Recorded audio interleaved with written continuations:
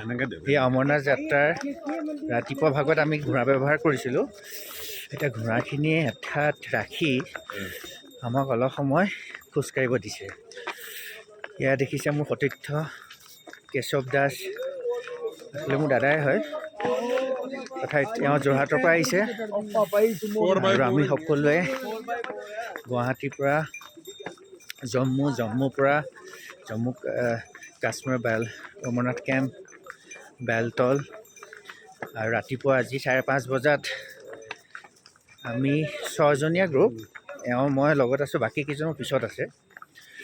তো আমি এতিয়া গৈ আছোঁ খোজকাঢ়ি।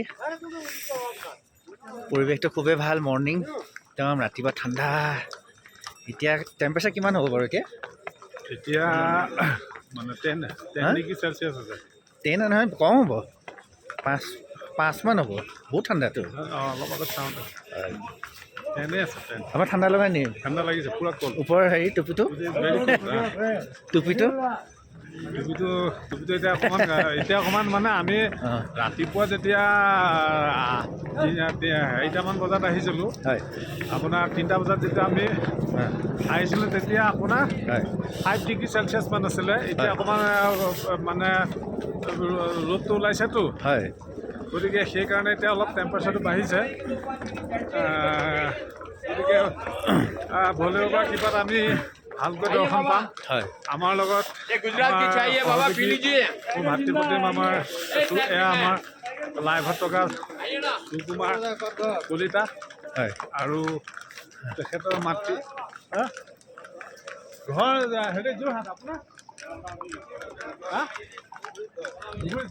আহক। এই আমাৰ অসমৰ অমৰনাথৰ যাত্ৰাত পালোঁ, অসমৰ গতিকে ইণ্ডিয়ান আৰ্মিৰ CRPF ভাল লাগিলে। ভাল লাগিলে। এনেকৈ আমাৰ বহুত ভাই বহুত দূৰৰ পৰা, ঘৰৰ পৰা দূৰত ইয়াত থাকে, যাত্ৰাত পালোহি। ধুবুৰী এখেত। ঠিক আছে দিয়ক, আহিছ। হৰ হৰ মহাদেৱ।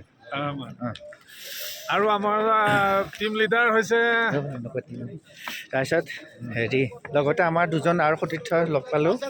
হাই কৈ দিয়ক, আমাৰ এজন সতীৰ্থ।